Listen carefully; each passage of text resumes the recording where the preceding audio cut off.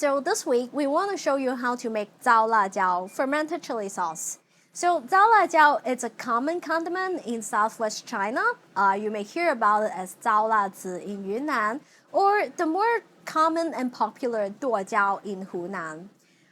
For the chili sauce in these regions, they are more or less the same. The difference usually lies in the chili cultivars they use and the ingredient ratio. For example, in Hunan, they would use a spicier Xiaomi La cultivar and more salt, so resulting in a spicier and saltier chili sauce, while in Guizhou, they would use the xianjiao and having a more sour note from the lacto fermentation. And given how much we're crazy about Guizhou food, this week we're making the Guizhou version. First, let's talk cultivars. In Guizhou, they will use this kind of chili that's called xianjiao. Kind of tastes like a mix between Kashmiri and Sichuan erjintiao. For you, you can use a mix of Kashmiri for color and cayenne for heat.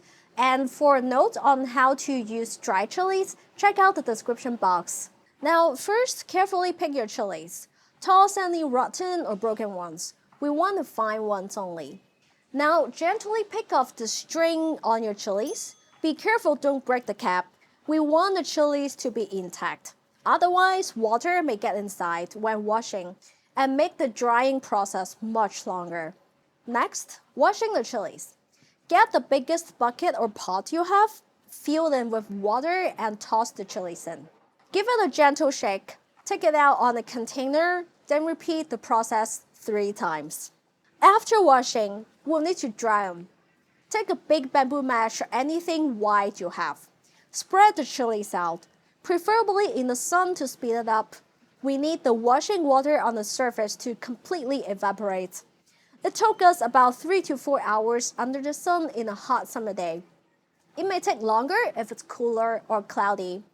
Just remember to give them a couple flips once in a while to help them dry off evenly. Now the chili surface is completely dry, we can move on to the fun part, cutting it, or as they call it in Guizhou, Zao Lajiao. First, let's weigh our chilies. We need to know how much the chili weighs in order to decide the amount of other ingredients. Here our chili says about 1.8 kilogram. That means we'll need 180 grams of garlic and the same amount of ginger. So now peel your ginger and garlic. Roughly chop into chunks and set aside. Next, the chilies. First, we'll cut the chilies into about 1-inch sections and then toss those into a blender. Then pulse into about half-centimeter bits. But don't be too ambitious with the pulsing. We want small bits, not a paste. Now work through your chilies. Toss in the garlic and ginger along the way. Remember to wear gloves if your chilies are very spicy. Okay, finally, we've worked through our chilies and aromatics. Next, add in 90 grams of salt and 36 grams of sugar onto the chili. And then 90 grams of Baijiu liquor and combine well.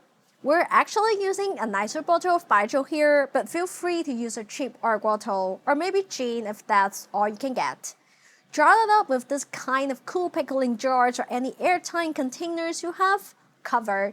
Fill the outer ring with water to seal it. Set it in a cool, dry place that sunlight couldn't get to. Let time do its thing. Come back at least 15 days later. And 15 days later, the moment of truth. A successful batch would smell wonderful with an awesome fragrance coming from the mix of aromatics, chili, salt, baijiu, and thyme. We'd usually take out a small portion into a mason jar, put it in the fridge for easier access, and let the jar keep on fermenting. Before we go, let's talk a little bit about maintenance. When making pickles and fermenting sauces like this, make sure your utensils and the stuff you use are all oil-free and no water.